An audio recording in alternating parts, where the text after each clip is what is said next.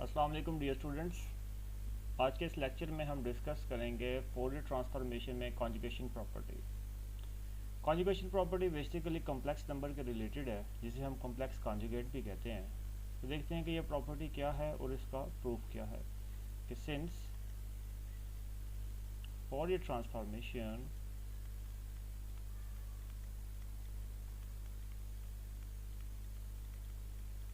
since Fourier transform include complex factor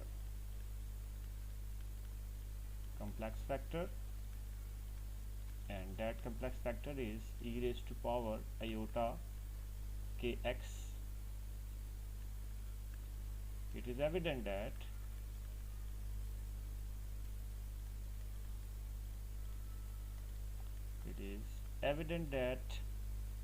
f of alpha, which is Fourier transformation, is in general a complex number,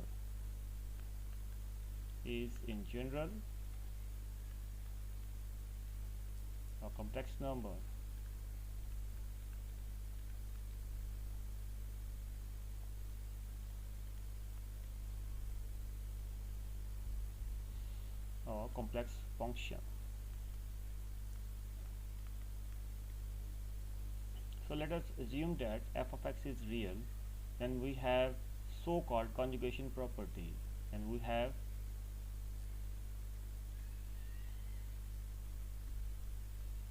let's assume that f of x is real. Then we have called conjugation property. Then we called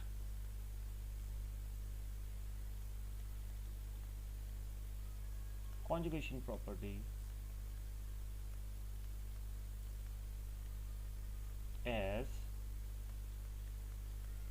f of minus alpha is equal to f steric alpha, where steric denote complex conjugate, where this steric shows complex conjugate. Now we will prove it like by the definition of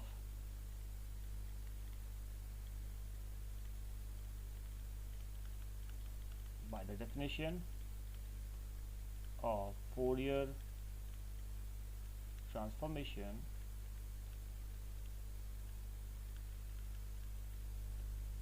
F of alpha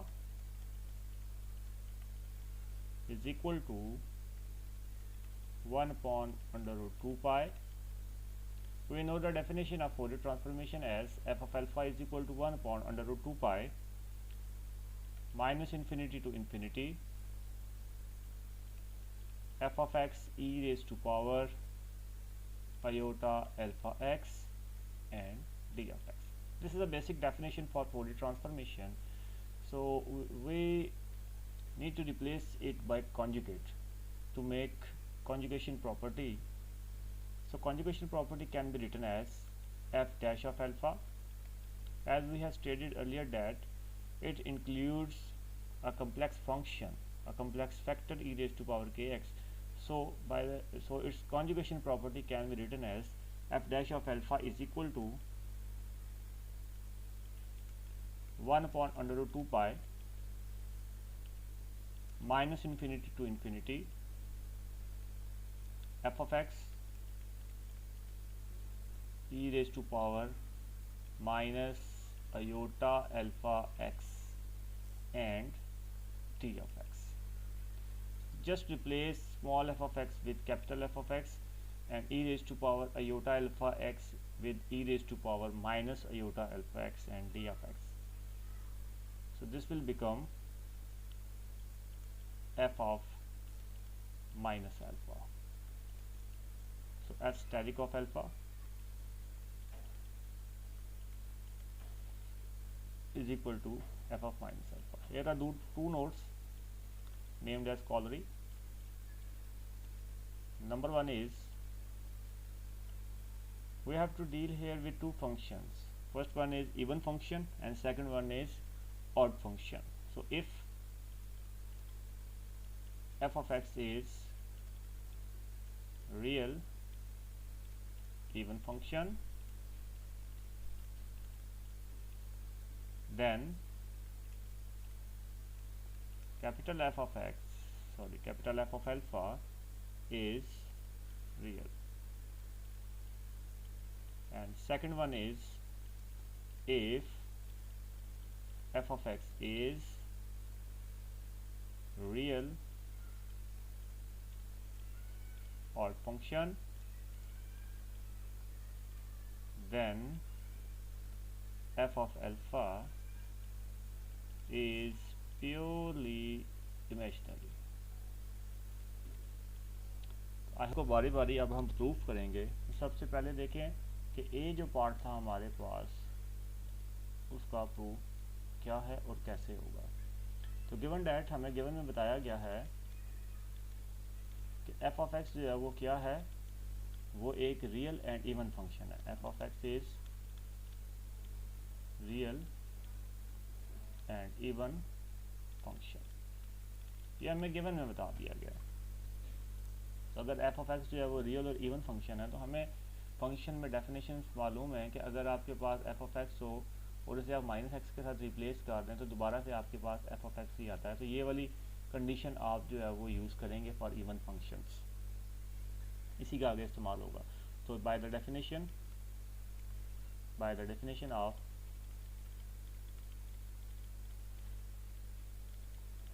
Fourier transformation,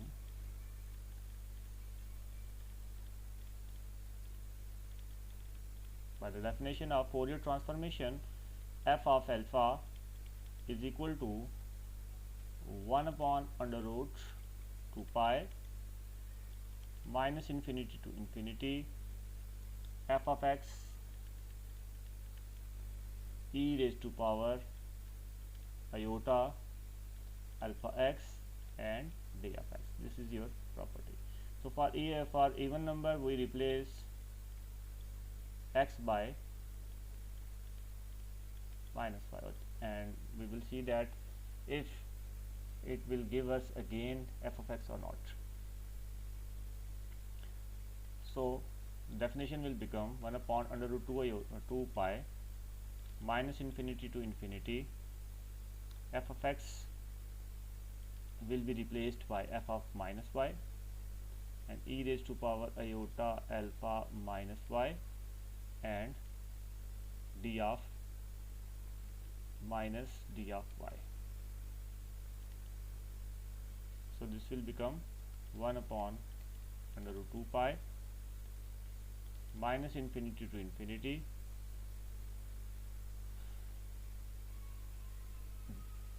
f of minus y and minus d of y, ये दोनों इकट्ठे मिला के आपके पास क्या बना देंगे, ये आपके पास बना देंगे f of minus Y, capital f of minus Y, और आपके पास आ जाएगा e raise to power minus iota alpha Y and d of Y. So if हमें ऊपर उसने बता दिया है कि f जो है वो क्या है, इवन है। तो अगर f जो है वो इवन है तो f ऑफ माइनस वाई क्या आ जाएगा आपके पास, f ऑफ y आ जाएगा। अगर ये f ऑफ y आ जाएगा सो f ऑफ अल्फा जो है वो क्या आ जाएगा, 1 upon under root 2 pi minus infinity to infinity f of y e raised to power minus iota alpha y and d of y, so which is equal to, this is your definition of f of minus alpha.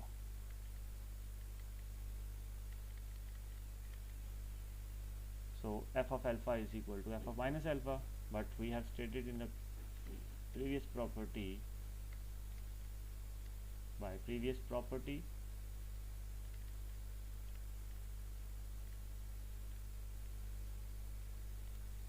f static of alpha is equal to f of minus alpha. So you will get f of alpha is equal to f static of alpha. so which means that f of alpha is real। तो अब हम इसका part B जो है वो solve करेंगे। Part B के लिए आपके पास क्या है कि रियल एंड ऑड फंक्शन आपके पास है, ठीक है जी। Given as F of X is real and odd function.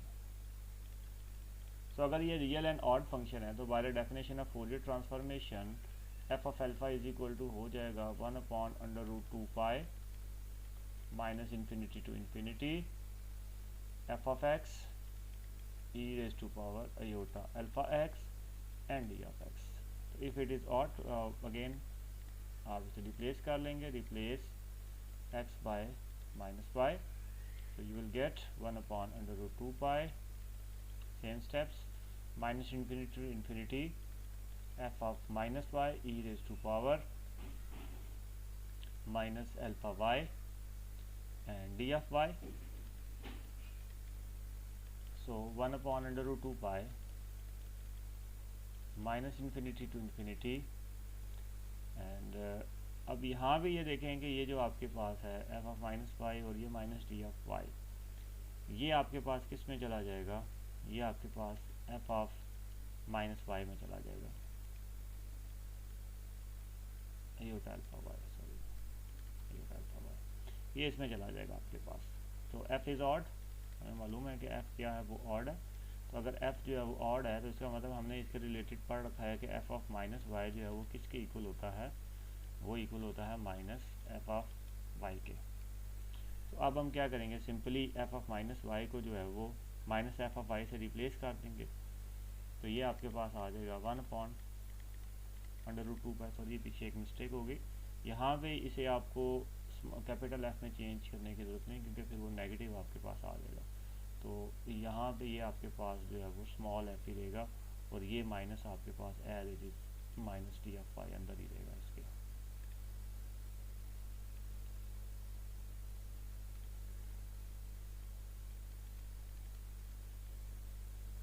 ये आपके पास माइनस डी एफ वाई ही रहेगा, इसका जो ये माइनस है ये मैंने इस तरफ लिख दिया है। तो 1/√2π, तो जब आप इसको रिप्लेस करेंगे और अप्लाई करेंगे कि ये ऑड फंक्शन है तो ये फिर आपके पास बन जाएगा f of y, small f of y e raise to power iota alpha Y and d of Y, so which is equal to minus, वो देखें वो आपके पास प्लस में आ रहा था ना क्योंकि यहाँ आपके पास वो था माइनस था, तो वो प्लस आपके पास एफ ऑफ माइनस अल्फा आ रहा था, बट यहाँ पे अभी कुछ भी नहीं है तो आपको ऑब्वियसली यहाँ कुछ ना कुछ बनाना पड़ेगा। तो उस चक्कर में ये होता है कि अगर यहाँ पे प्लस है तो आप यहाँ पे माइनस लिखते हैं, ये आपके पास आ जाएगा minus F of minus alpha. But by the definition F static of alpha is equal to F of minus alpha.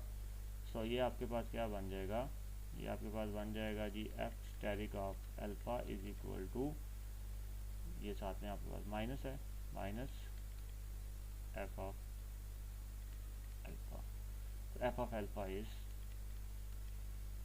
Purely imaginary.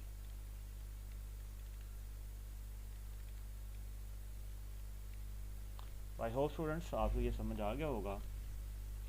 Move on to the next theorem which is Parseval theorem की।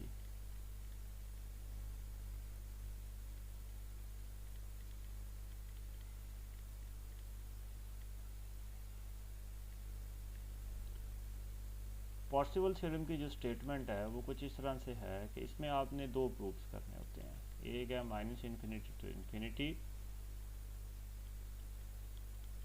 Magnitude of या modulus of F of alpha square D of alpha is equal to minus infinity to infinity F of X, मतलब सिर्फ alpha जो है वो x में चला जाएगा, square and d of x. तो सबसे पहले हम क्या करते हैं, एक ये प्रॉपर्टी हमारे पास और एक प्रॉपर्टी हमारे पास और भी है इसकी, वो भी एक ही साथ लिख लें ताकि फिर हम इकट्ठा इनको प्रूफ कर लेंगे। और जो सेकंड प्रॉपर्टी है इसकी वो है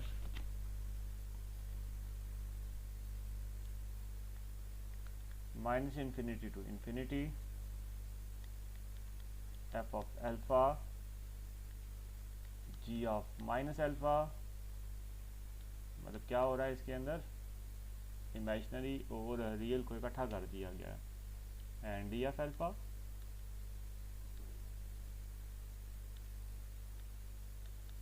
is equal to minus infinity to infinity F of x g of x and d of x. सबसे पहले इस प्रूफ देख लें 2 का। तो इसमें देखें जी by definition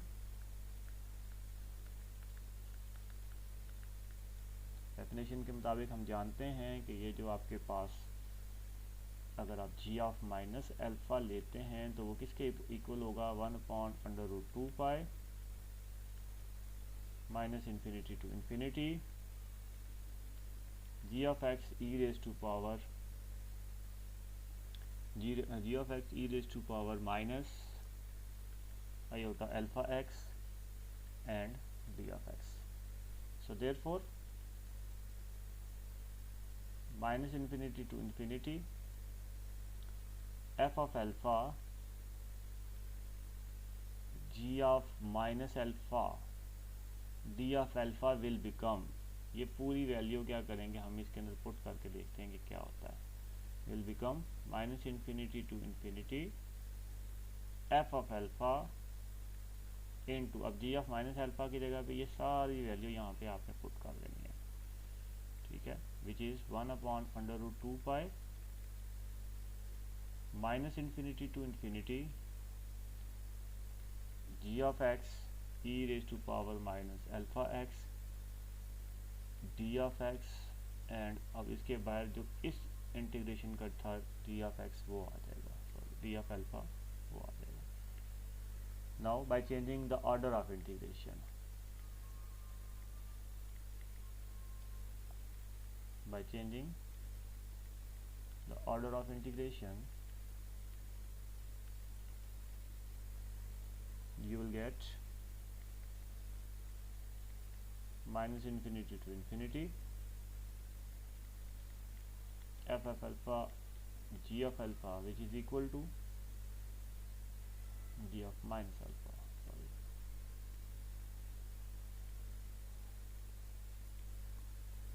is equal to minus infinity to infinity g of x 1/√2 pi minus infinity to infinity f of alpha e raised to power iota alpha x d of alpha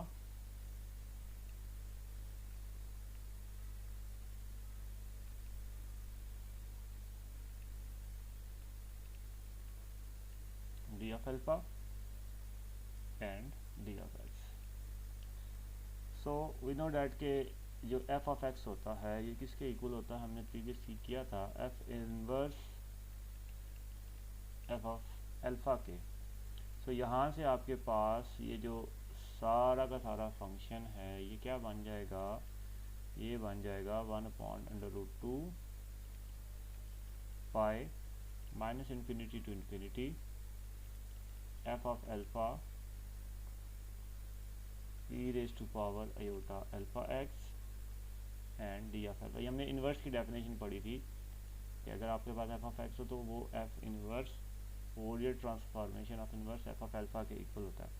तो अब आप क्या करेंगे कि ये जो आपके पास जितना आ गया होगा ये सारा का सारा किस में चला जाएगा, ये सारा का सारा आपके पास एफ ऑफ एक्स में चला जाएगा। So which is equal to minus infinity to infinity ji of x and F of X D of X. Now इसकी जी स्टूडेंट्स इससे नेक्स्ट फर्स्ट पार्ट आपने खुद कर लेना है। तो आज के लेक्चर में इतना ही था। इससे नेक्स्ट लेक्चर में हम कन्वोल्यूशन थ्योरम करेंगे जिससे हम फॉल्टिंग थ्योरम भी कहते हैं। अल्लाह हाफिज़ and have a nice day.